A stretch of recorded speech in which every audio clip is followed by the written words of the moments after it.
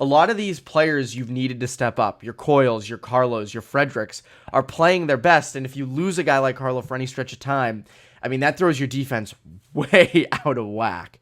Yeah, no, absolutely. And, we'll see what the updates are. We're recording this, before the game against the Arizona Coyotes on Tuesday night. So Montgomery could be like, yeah, he's back in. He's day to day, what have you. We'll see kind of what the long-term outlook is. But I think just talking about Carlo and just reinforcing how important he is to this team. As you said, you can look at the Pasternaks, the Marchands, the Coyles, those guys that have been really steady and productive all year long. But I think the case can be made that Brandon Carlo is your most consistent defenseman this year.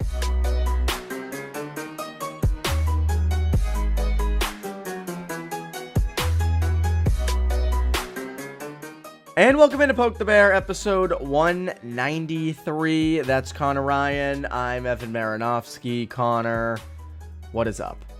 Evan, I'm doing well. How you doing? Doing great. I am, prior to Monday night's Bruins game against the Avalanche, in which they lost 4-3 in a shootout, there was a big bit of breaking NHL news that I feel like you and I could dive into a little bit, give our thoughts on. And I think you might have some passionate thoughts because of your own history with the fine institution that you went to for college. But Cutter Gauthier was traded from the Philadelphia Flyers, or his rights were traded, to Anaheim for Jamie Drysdale and a second-round pick. Connor, I know you saw it last night. I'm guessing our listeners saw it as well. Philly was very clear in their messaging after that trade of basically screw Cutter Gauthier, like big time screw Cutter Gauthier. And Torts didn't pull any punches. Briere, Keith Jones, but what did you think of it? What did you think of that whole shebang? Well, those BC guys, Evan. Can I say I'm no, I'm just kidding. No, I mean, listen, we've always talked on this show about, supporting the players, let them get the bag, what have you, and it's players' rights to, say, if they're unhappy. But that being said, when you tell a team that you're, in the lead up to the draft process, it's not like they just didn't talk to him for the entire fucking lead up to the draft, and he says he's bought in and then gets ghosted months afterward, it seems like, based on what Danny Briere said. I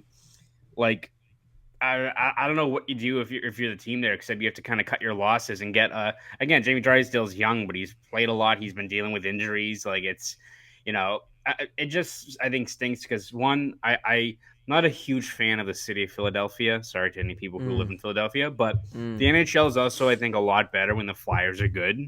And Yes. I think they've been making actually some pretty good strides and making some, unlike most teams who are kind of building a little bit and then they just make really fucking dumb decisions that mess up the rebuild. Like Columbus had something built and they get Goudreau and now it's all kind of out of whack. Like Philly, what they have under new leadership and, getting Michkov, who's not ready for a couple of years, but has high ceiling, but they're looking to 26, 27. Adding a guy like Gauthier, who, I mean, you look at how Philly's playing right now, hell, he would have been a great addition in March or April if they made the playoffs, which look like they're building towards that, at least right now.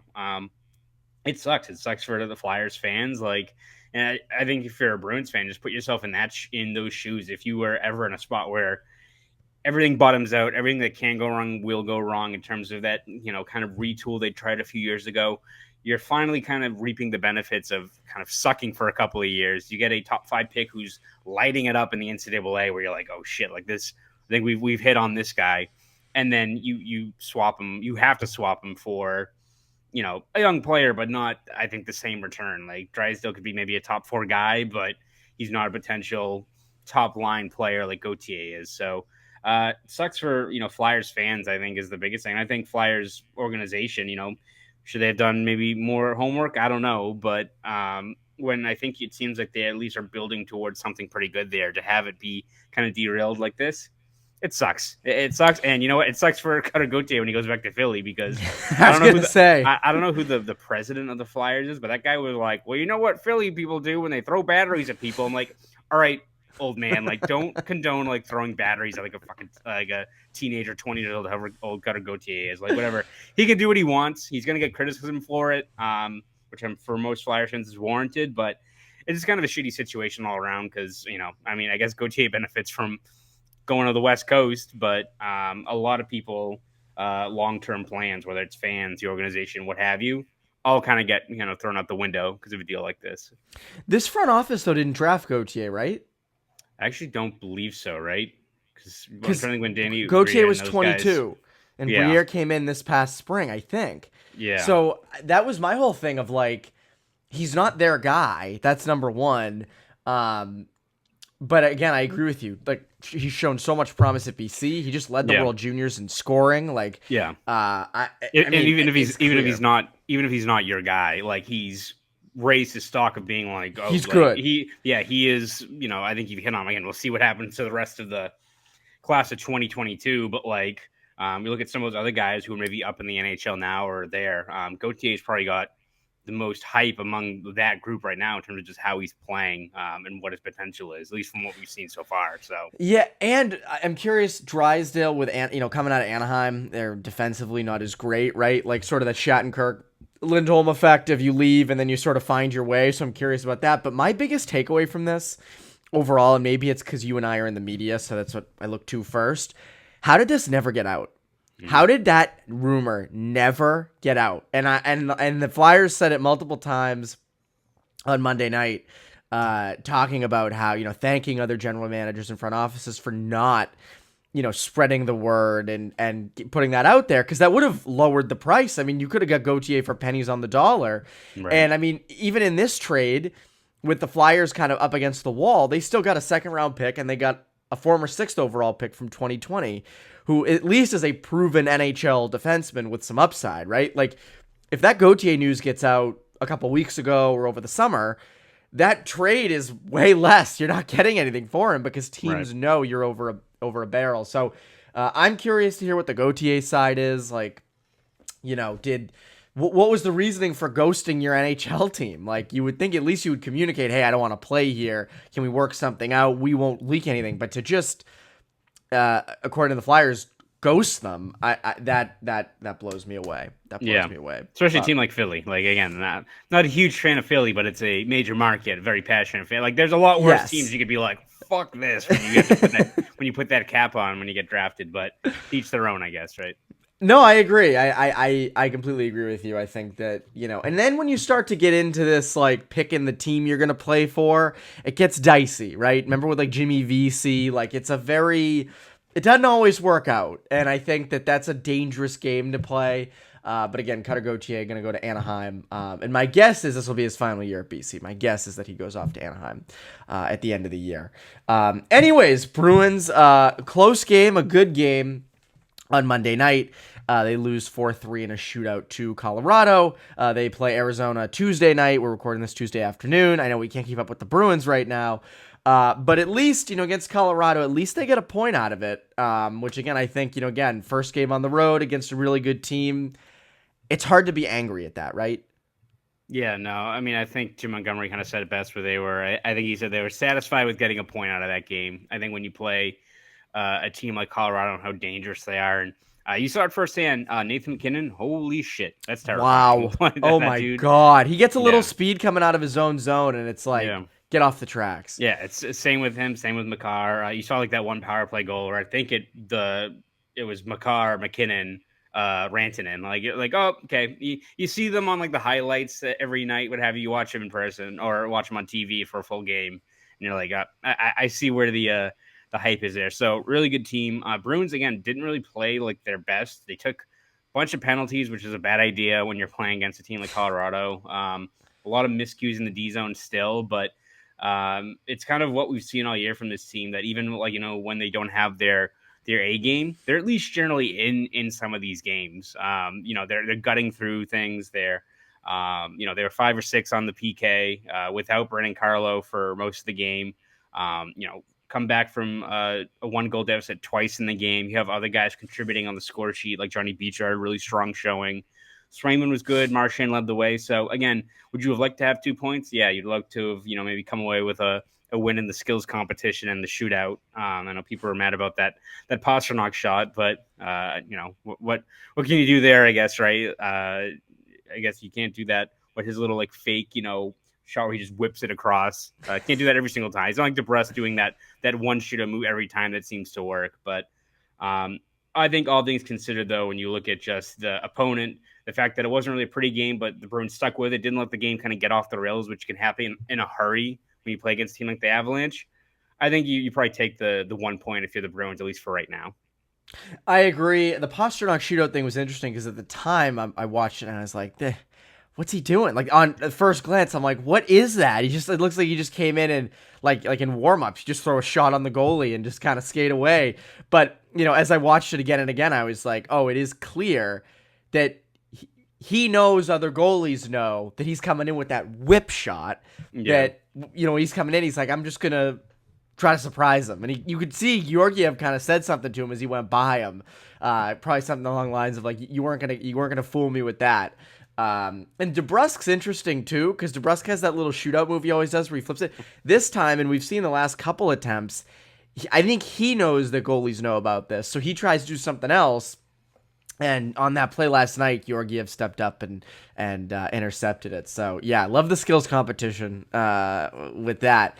But I agree. Good to come away with a point. Wasn't their best night. Brandon Carlo, though, was ruled out, I think it was either midway or after the second period. After the second period. Yeah, right after. It hits at a bigger thing. You cannot afford to lose him, because he's just been so good this year. I think a lot of these players you've needed to step up, your Coyles, your Carlos, your Fredericks, are playing their best. And if you lose a guy like Carlo for any stretch of time, I mean, that throws your defense way out of whack. Yeah, no, absolutely. And, we'll see what the updates are. We're recording this, before the game against the Arizona Coyotes on Tuesday night. So Montgomery could be like, yeah, he's back in. He's day-to-day, what have you. We'll see kind of what the long-term outlook is. But I think just talking about Carlo and just reinforcing how important he is to this team.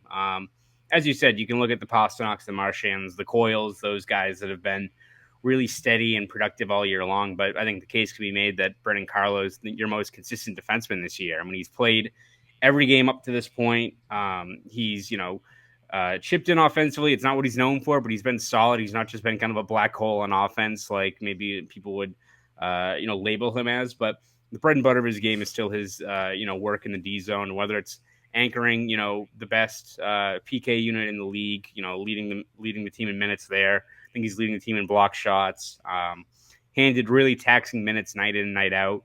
And he's been, I think playing kind of the best hockey of his career, probably the best I've seen him play since he was, rock solid in 2019 in the playoffs there. But in terms of just how consistent he's been, for all those minutes he gets against top six opponents in the D zone. That's a guy whose highlight reel should be filled with, being out there for a few tough goals against and, just being on the wrong side of really, really tough matchups. It really hasn't been the case that much over, I think, the last 2 years, especially. He was great last year, and I think he's built that this year. So if he is hurt, ideally it's, something that's not very long-term. This is a guy who's had injury history in the past, but he seems to have generally navigated that pretty well over the last couple of years, and it hasn't really taken away his momentum of just how well he's been playing. So we'll keep tabs on it and see what it is. But any extended loss for him would be huge for this team, just in terms of how important he is. Huge. And the other thing is, like, he's so good in his own zone, but he's also so good at preventing the other team from entering his own zone and getting clean zone entries. And I think that's such a big, and I know the Bruins have that as a point of emphasis, but it's such a big thing because it limits the amount of times guys come down on him and he steps up, is aggressive at his own blue line, and they've got to dump it in and they can't get that clean zone entry is huge. And I think the way he's played this year, and you said it like last year too, he's been so valuable. I've never understood. I mean, I know he had a couple down years there from where I think people expected him to go, which is where he is now. But I've never, the last couple of years, I never understood he's not worth it. He is clearly worth it. I mean, just watch a full game watch a shift of Brandon Carlo, and you will see the worth. Again, he's not, scoring dynamite goals, although he did have a nice one a couple games ago, the slap shot from the point. And when Brandon Carlo does score, it is like a huge event. I mean, there should be like a national holiday the next day. It's like, holy crap, he put one in the back of the net. But Anyways, you know what's funny? If you really were feeling crazy, you could go place an anytime goal scorer bet on Brandon Carlo. And let me tell you, if that hits, you're making some money. But anyways, here's a quick word from our friends over at FanDuel. The NFL regular season is wrapping up, but there's still time to get in on the action with FanDuel, America's #1 sportsbook. Because right now, new customers can get $150 in bonus bets guaranteed when you place a $5 bet.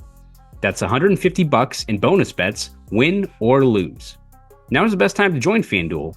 The app is so easy to use, and there are so many different ways to bet, including live same-game parlays, finding bets in the new Explore tab, and making a parlay in the Parlay Hub. Frankly, that's the best part about FanDuel, is that you can bet on anything. You want to wager on whether David Pastrnak is going to light the lamp that night? Be my guest. Maybe which team is going to hoist the Lombardi Trophy next month? Go for it. You can really do it all. So bet now on an app that's safe, secure, and super easy to use. Plus, when you win, you can get paid instantly. So go to FanDuel.com/Boston and make your first bet a layup. FanDuel, the official partner of the NFL. So, Connor, I don't know if you saw, just going back to that Cutter Gauthier situation just really quick, because again, it involves a local guy, not just Cutter Gauthier, but Kevin Hayes. I don't know if you saw the clip of those guys from Philly saying that this had Kevin Hayes like fingerprints all over. Did you see that? I saw some of the discourse on Twitter. I did not know what who caused it or anything like that, but I generally know what you're talking about in terms of people looping Kevin Hayes in on this as the mastermind behind this. So yeah, Kevin Hayes had his, because he really wanted Cutter Gauthier to go to Anaheim. But so anyway, Kevin Hayes was asked about that this morning. Did you see these quotes? I did, yes. Okay. Oh, for the listeners who maybe haven't, or he said, "Yeah, I think it's complete bullshit. Honestly, I think those two guys acted like complete pieces of shit. To be honest, making shit up. Now I'm going to bed and waking up with death threats, and people want my family dead, and people that are happy that my brother's dead.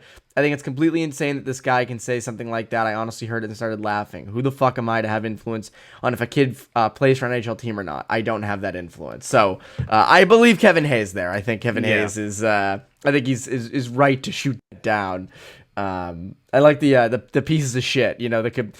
With my two complete pieces of horse shit with I think you should leave skit. Yes. So that kind of reminded me of that a little bit. But anyways, I just saw those when the ad was playing. I saw those on Twitter and I was like, damn. So good for Kevin Hayes for standing up for himself in that situation. Yes. Speaking of veterans in the NHL who are certainly ones to speak their mind, Brad Marchand. So we're about halfway through the season. On Bruins Beat, we discussed David Pasternak's Hart candidacy. Brad Marchand, it's his first year as captain. We're about like halfway through. And, he gets 2 goals on Monday night against the Avs. And the production's been there, even when it wasn't. He was still creating chances. But what have you thought of his first season as captain? Yeah, no, I think he's been solid. I think the production is definitely ramping up. I think he's got 10 points in his last 8 games. Almost at a point per game pace. So any concerns over his, standing as a top 6 fixture, I think you don't really have to worry about that. He's still playing at a very high level, even coming off of double hip surgery a few years ago. Has definitely, I think, left a different, his own stamp on the captaincy, right? Like people talked about, going from Chara to Bergeron to Marchand, what's it going to look like? Still sometimes lets the emotions get the best of him in terms of some ill-advised penalties, as we all, I think, expected from Marchand. But from the flip side of that same coin, I think that emotion intensity he plays with also, I think, resonates with his teammates out there. It's something I talked about, I think, a little earlier on, where you look at this team, and yes, they've had a couple of pretty rough games out there, but even in some of these games where they come up short, where you're like, all right, they should probably burn the tape after it, whether it's the 6-5 game to Pittsburgh, the 7-4 game to the Rangers. They always never seem to be completely out of it. They don't get like run out of the building on most nights. I think the only time it was ever like that was that weird road game in Columbus where they just were completely out of gas. We're like, all right, I don't know what's going on here. But for a lot of these games, that even when things kind of go awry or the D zone's leaving a lot to be desired, or the offense isn't there and the goaltending and defense is picking them up, they always never seem to be completely out of these games and are able to kind of stay off the ropes, even when they're not really playing their A game. And I think that sure seems like kind of a hallmark of a Marchand-led team in terms of, not putting your foot up, taking your foot off the gas, staying within the game and, not letting it get away from you, which can happen in a hurry in this league when you're playing against teams like this. So I think he's been really good, in terms of his individual play, but I think his imprint, the way he carries himself, I think it's easy to see how that I think has resonated with a team that people didn't think were going to have a lot of high expectations going to this year. But as we debate, whether they're a true contender, are they really a number one team in the East? They're at least building identity as being a really tough out in a game, a series, what have you. I think that's just how they're built. And to me, he symbolizes the whole team, and I want to get to that point in a second. But first, Connor, a quick word from our friends over at Factor Meals. Get started on your New Year's resolutions with Factor, so you're ready for the new year. Factor's ready-to-eat meal delivery takes the stress out of meal planning and sets you up for success in the new year. Skip the grocery stores, prep work, and cooking fatigue. Instead, get chef-crafted, dietitian-approved meals delivered right to your door. With over 35 meals to choose from each week, including options like keto, calorie smart, vegan and veggie, and more, plus over 55 weekly add-ons, you'll have a ton of nutritious and flavorful options to kickstart your resolutions. No more wasting time in the kitchen. Not only does Factor offer fast, simple solutions when I'm too busy to cook, they also help me stay on top of my goals. With offerings like Protein Plus and Keto, I can stay on track. This is definitely going to come in handy for my New Year's goals. So head to factormeals.com/poke50 and use code POKE50 to get 50% off.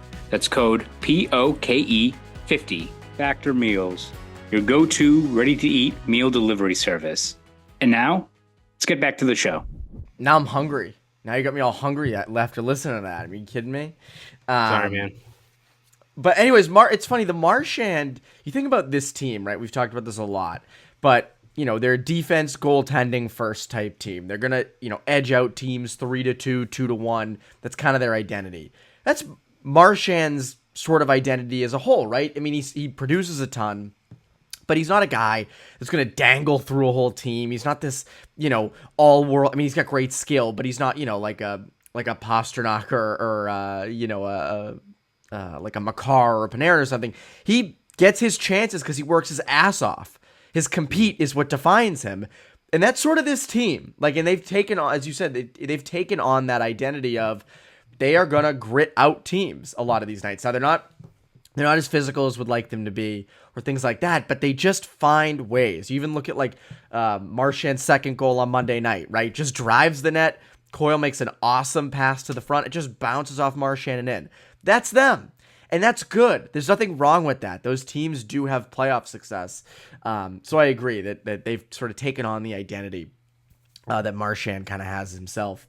Johnny Beecher, good to see him get on the score sheet on Monday night. He'd kind of been in the doghouse for a little bit, but comes out, makes a really nice play on that goal. That fourth line, I thought, played pretty well against a good Colorado team. Boquist, the addition there. So I wonder, can Beecher continue this? And I think that's kind of hits at the other thing of these younger guys are going to have stretches where they're a little more invisible, and it stinks for Montgomery because you've got to figure out when they're going to be invisible and all that stuff. But to see Beecher kind of get on the score sheet, encouraging on Monday night. Yeah, absolutely. I think he's, all things considered, has probably been their most consistent player on that fourth line this year. And it's been kind of a carousel of different players out there. But, gets scratched in, I think, 2 out of his last 3 games. Really, it only averaged, I think, under 6 minutes in those last 2 games that he did play. So it really wasn't even factored really heavily into the game plan at all. Factor meals. Really, there you go. Thanks for the shout out. But no, I think in that game against Colorado, he starts it off by having that really, heavy hit against Devontae's on the forecheck, scores the goal, obviously. But, played, I think, over 3 minutes on the PK, blocked 2 shots, won 7 out of his 9 faceoffs, which, again, you look at this team and one of their major issues has been faceoffs as of late. Even if Johnny Beecher's, his play in the ozone has kind of hit a wall, or there's other things he needs to work on, he's so good at faceoffs. I think you still have to carve out a pretty solid chunk of minutes there for him somewhere in that lineup on the fourth line. So, I think good for Beecher. As you said, these younger guys are going to go through these lulls. You're in the dog age of the year anyway. You're not really running off adrenaline like you were maybe in October or November. But I think it was really encouraging to see him kind of get back on track. And you hope that other guys, whether it's Steen or like Lauko, who's kind of still looking for that first goal. You hope that eventually those guys start getting a little bit more rewarded here and start stringing together some good shifts, because you need to find some level of cohesion, some sort of identity with that fourth line. Because it does seem like right now it's still kind of a mix and match of different players all trying to kind of find their individual games before they can become a cohesive, three-man unit out there. And they need to be used. Like, you need to find a trio that can be used. I did notice Montgomery had them on the ice with under 5 minutes left in Monday's game. So again, that's encouraging. And again, they got to earn it. We've said it all along. Like, they shouldn't just be guaranteed 15 minutes of ice time. You have to earn that. And I think as that becomes a point of emphasis, I think hopefully for them, they find a trio that works. But anyways, Connor, that has been this episode of Poke the Bear. Again, I know we're sorry. We're doing it before the Arizona game. What a game that was. The Stars were out. I mean, it was just, the fans were really loud. Fantastic. I mean, some are saying it's the best game of the entire season. So we'll see what actually happens. I know. Some were saying this, yes. I'm going to guess that the Bruins won 4-2. That's what I'm going to say. Do you want to throw one out there? I'm going to say nice 7-1 win. 7-1 drubbing. Okay. All right. That's what happened. So if it didn't happen, it did. We have the script. The script is right here. See, this is the script. Yes. Bruins did. It was either 4-2 or 7-1. They're still deciding on the ending. I think it's gonna be last minute when they decide. It's kind of like it's like a Goosebumps one where you can like change your own. You choose your own kind of ending. Adventure. Yes. So they tell them in the second intermission, they bring the coaches together and it's like, guys, flip to page 38. Like one of the teams like, God damn it. That's what they do.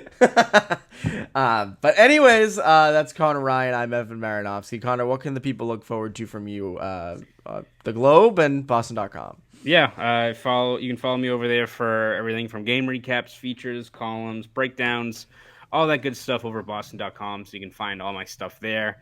If you want to follow me on Twitter, you can at ConnorRyan_93.